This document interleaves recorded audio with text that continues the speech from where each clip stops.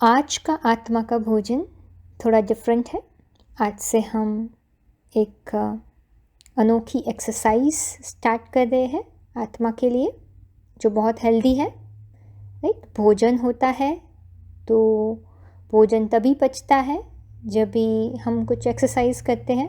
Right, नहीं तो बहुत प्रॉब्लम हो जाता है, डाइजेशन नहीं होता है। तो वैसे ही अभी हमें बुद्धि को एक्सरसाइज करवाना है। ठीक है, तो बुद्धि, जो भी पवित्र विचार आते हैं वो बुद्धि में बिठाने होंगे ना। राइट, पूरा दिन तो ही वो हमारे में ताकत लेके आएंगे। तो ये बहुत अच्छी एक्सरसाइज है जहाँ हम क्या करेंगे, हम आत्मा के संबंधित आध्यात्मिकता माना आत्मा के अंदर की जानकारी, समझ, राइट, प्राप्त करेंगे, जिसका कनेक्शन भगवान के साथ जुड़ा हुआ है। कि आत्मा की शुद्धिकरण तो तब तक नहीं हो सकती है जब तक हमें भगवान के विषय में क्लैरिटी ना हो। और हमें अपने भविष्य और भूतकाल को भी ध्यान में रखना है, वर्तमान को सुखदायी बनाने के लिए। इसलिए हमें काल चक्र का भी ज्ञान ज़रूरी है। ठीक है, हमें अपने लक्ष्य के बारे में पता चलता है तो हम जो भी हम देखते हैं उसको पॉजिटिव ले सकते हैं। तो मुख्य 3 चीज़ की समझ एक्यूरेटली हमारे अंदर होनी चाहिए: आत्मा, परमपिता परमात्मा और सृष्टि काल चक्र का ज्ञान। तो आज से हम शुरुआत करेंगे। आपको श्रीमद् भगवद गीता के संबंधित भी आत्मा का भोजन मिलता रहेगा पवित्र विचार के साथ। और हम यह एक्सरसाइज भी हम साइड में करेंगे जिससे बुद्धि स्ट्रांग बने। ठीक है, तो इसमें क्या करेंगे, इसमें हम कुछ प्रश्न हैं वो ले रहे हैं। जैसे आज का जो रिकॉर्डिंग है उसमें हम 3 प्रश्न के जवाब कवर कर रहे हैं। ठीक है, जैसे पहला प्रश्न है राजयोग क्या है, राइट, और दूसरा प्रश्न है कि ये राजयोग की पढ़ाई हमें कौन पढ़ा रहा है वर्तमान में, और तीसरा है कि राजयोग शारीरिक योग से किस प्रकार भिन्न है। ठीक है, ये तो हमें पता है कि राजयोग सब योगों का राजा है ना।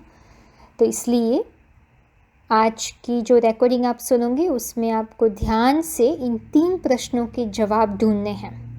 ठीक है, तो ये प्रश्न आप लिख भी सकते हैं, नहीं तो बुद्धि में याद रखिए। तो सुनते सुनते, नहीं तो फिर सुनने के बाद आप सोचकर इन प्रश्नों का जवाब दीजिए। वारिसदार कब निकालेंगे? जो बाप के वारिसदार बच्चे हैं, सुप्रीम सोल बाप के वारिसदार बच्चे, क्योंकि सुप्रीम सोल बाप ही आकर के राजयोग सिखाता है। जिस राजयोग से एक ही जन्म में अनेकों जन्मों की राजाई प्राप्त होती है।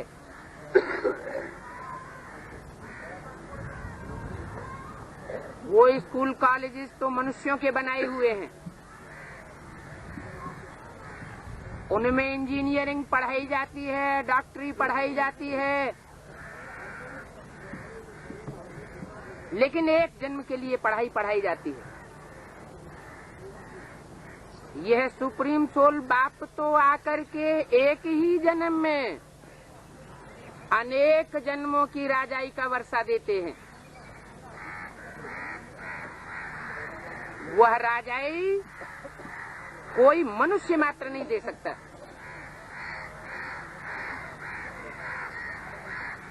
दुनिया में इतने बड़े बड़े राजाएं हुए, छोटे राजाएं हुए, उन राजाओं को वो कंट्रोलिंग पावर किसने दी, कब दी? ये गीता का भगवान परमपिता परमात्मा शिव निराकार ही आकर के इस सृष्टि पर राजयोग सिखाता है। जिस राजयोग से अनेक जन्मों की राजाई प्राप्त होती है। डॉक्टर नहीं बनाता है, इंजीनियर नहीं बनाता है, ये तो अल्पकाल की प्राप्तियां हैं। जिस्मानी प्राप्तियां हैं, सुप्रीम सोल बाप तो आकर के रूह को वर्षा देता है, रूहानी वारसदार बनाता है, रूहानी वर्षा है आत्मा की शक्ति। सर्वशक्तिवान बाप आकर के आत्माओं में इतनी शक्ति भरता है कि एक ही जन्म में अनेकों जन्मों की राजाई की शूटिंग रिहर्सल इस पुरुषोत्तम संगम युग में आकर करता है।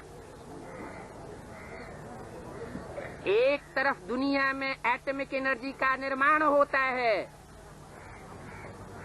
जिसके द्वारा हर हर बम बम का प्रैक्टिकल नारा गूंजता है, और दूसरी ओर गीता का भगवान परमपिता परमात्मा इस सृष्टि पर आकर के पांडवों के द्वारा, गुप्त पांडवों के द्वारा गुप्त स्थापना का कार्य चलाता है। वो स्थापना का कार्य भी योग बल से संपन्न होता है। ये कोई जिस्म का योग नहीं है, ये रूह का योग है। रूह माना आत्मा, आत्मा अर्थात मन बुद्धि की पावर। जिस मन बुद्धि के पावर के लिए गीता में महावाक्य है कि मनुष्य जब शरीर छोड़े तो भ्रुवोर मध्य प्राणमावेश्य सम्यक, भ्रकुटी के मध्य में प्राण रूप जो आत्मा है उसका ध्यान करे। जिस भ्रकुटी के मध्य में वो ज्योति बिंदु आत्मा विराजमान है, जिसकी यादगार में स्मृति का टीका लगाया जाता है। आत्मा यहाँ पर टिकी हुई है। इंदिरा गांधी को गोली मारने वाले ने छाती में 27 गोलियां दाग दी और उनके जीवित रहने की संभावना बनी रही। अगर वो जानता कि आत्मा मस्तक में निवास करती है, उत्तम अंग में निवास करती है, उस उत्तम अंग में इस शरीर रूपी राज्य का बैठने वाला राजा भ्रकुटी के मध्य से सारे शरीर को कंट्रोल करता है। अगर वो जानता होता तो एक ही गोली में काम तमाम कर देता, लेकिन वो नहीं जानता था। ऐसे बहुत से हैं आतताई, क्योंकि आतताई वर्ग को आत्मा की नॉलेज जल्दी नहीं मिलती। परमात्मा बाप आते हैं तो राजयोग सिखाते हैं। राजयोग की प्राप्ति बाहुबलियों को नहीं होती। दुनिया का कोई भी बड़े से बड़ा बाहुबली क्यों न हुआ हो, हिस्ट्री में प्रसिद्ध ही क्यों न रहा हो, नेपोलियन बोनापार्ट, हिटलर जैसा सारे संसार में राजाई प्राप्त करने का आकांक्षी क्यों न रहा हो, लेकिन सारे संसार में राजाई प्राप्त नहीं कर सकता। ये सिर्फ राजयोग बल ही है। जिस योग बल से बिना बाहुबल का प्रयोग किए वाइब्रेशन को कंट्रोल करके सारी सृष्टि के ऊपर शांति की स्थापना वो शांति देवा बाप आकर के करता है। एक तरफ आत्माओं को, राजयोगियों को वो शांति के वाइब्रेशन से ऐसे मिलते हैं कि वो अशांति की दुनिया से अपनी मन बुद्धि को परे ले जाके रख देते हैं। शरीर छोड़ने के बाद नहीं, शरीर में रह करके ही आत्मा इस बात का अनुभव करे कि शांति क्या चीज है। दुखों से मुक्त होने के बाद शांति की अनुभूति होती है। दुखी आत्मा अशांत होती है, तन से अशांत होती है, धन से अशांत होती है, संबंधियों से अशांत होती है, समाज से अशांत होती है, शासन से अशांत होती है, दुनिया के वाइब्रेशन से अशांत होती है। ऐसी अशांत और दुखी आत्मा को दुखों से भरी पूरी ह्यूमैनिटी को शांति का संदेश देने के लिए बाप सुप्रीम सोल हर चौथे युग के अंत में, जिसे कल्पांत कहें, उसका एक नाम है कल्पांतकारी, 4 युगों की समाप्ति करने वाला। तो चलिए देखते हैं कि आपने क्या इन प्रश्नों के जवाब सही दिए हैं या नहीं। चीटिंग मत करिएगा, ठीक है। अगर आपने 3 प्रश्नों के जवाब नहीं दिए हैं और ऐसे ही आंसर सुन रहे हो तो आप थोड़ा समय निकाल कर प्रश्नों का जवाब दीजिए। आप देखेंगे आपके अंदर कितनी शक्ति भरेगी, ठीक है। तो पहला प्रश्न था राजयोग क्या है, ठीक है।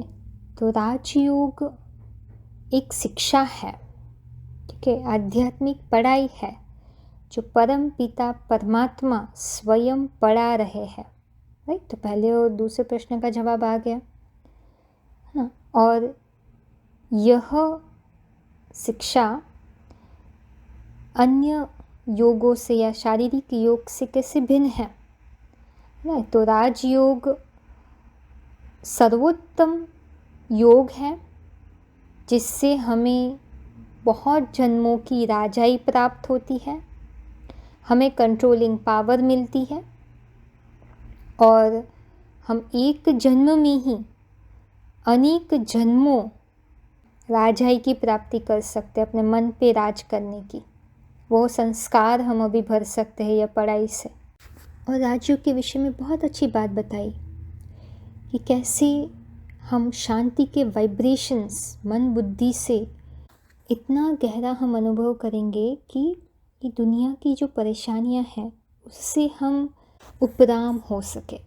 और ये सब शरीर में रहते रहते ही करना है। तो शरीर में रहते रहते ऊंचते ऊंच शांति का अनुभव हमें राजयोग से प्राप्त होता है। यह एक रूहानी योग है, फिजिकल योग नहीं है, रूह का योग है। और रूह क्या है? आत्मा है।